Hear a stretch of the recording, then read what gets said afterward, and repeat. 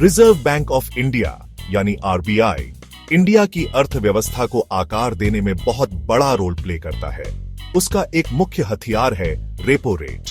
ये rate banks के लिए उधार लेने की लागत को प्रभावित करता है, जिसका असर पूरी अर्थव्यवस्था पर पड़ता है। फरवरी 2023 में आरबीआई ने रेपो रेट में बढ़ोतरी की एक सीरीज शुरू की, जो 6.50% पर जाकर रुकी। यह सबसे लंबा समय था जब रेपो रेट में कोई बदलाव नहीं हुआ था। हालांकि फरवरी 2025 में आरबीआई ने अपना रुख बदला और 25 बेसिस पॉइंट्स की कटौती की, जिससे रेपो रेट घटकर 6.25% हो गया। ये बदलाव महंगाई को मैनेज करने और विकास को बढ़ावा देने के लिए आरबीआई के बदलते नजरिए को दर्शाता है। रेपो रेट घटाने का फैसला ऐसे समय में लिया गया जब महंगाई का दबाव कम हो रहा था।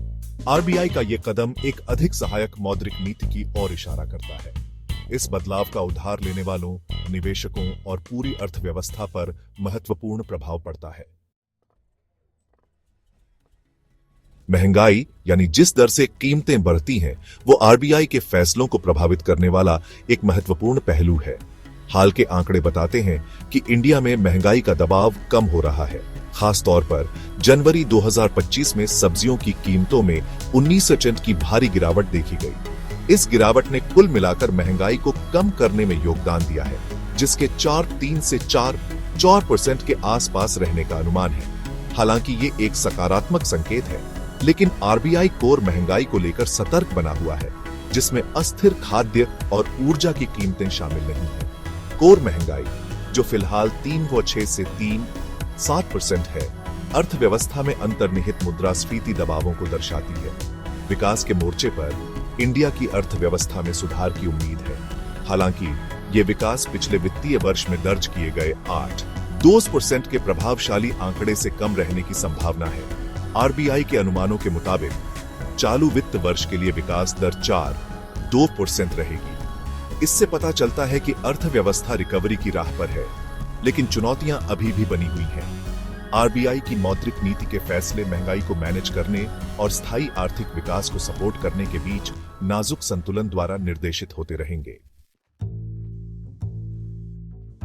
आरबीआई के मौजूदा मौद्रिक नीति रुख को न्यूट्रल के रूप में बताया गया है। यह रुख पिछले सहायक रुख से एक बदलाव का संकेत देता है, जो मुद्रास्फीति की चिंताओं पर विकास को प्राथमिकता देता था।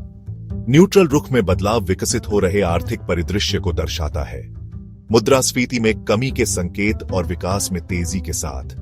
यद्यपि धीरे धीरे आरबीआई एक अधिक संतुलित दृष्टिकोण अपना रहा है।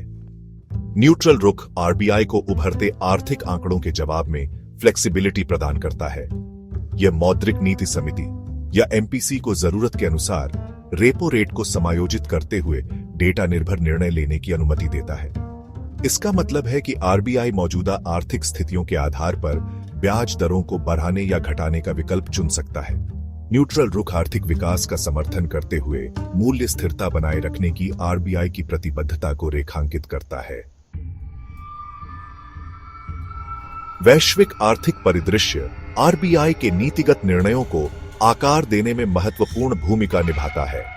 वर्तमान में वैश्विक वातावरण अनिश्चितता से भरा हुआ है, जिसका मुख्य कारण भू राजनीतिक कारक और व्यापार तनाव है। चल रहे व्यापार विवाद, खासकर उन प्रमुख अर्थव्यवस्थाओं को शामिल करते हुए, ने वैश्विक बाजारों में अस्थिरता ला दी है।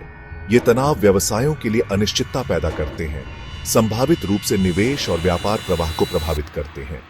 इसके अलावा अमेरिकी डॉलर के मजबूत होने से भारत जैसी उभरती अर्थव्यवस्थाओं के सामने चुनौतियां हैं।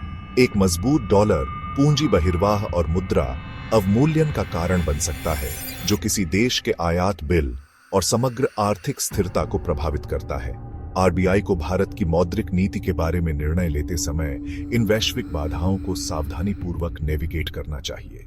घरेलू विकास अनिवार्यताओं को बाहरी कमजोरियों के साथ संतुलित करना आरबीआई के लिए एक महत्वपूर्ण चुनौती बनी हुई है।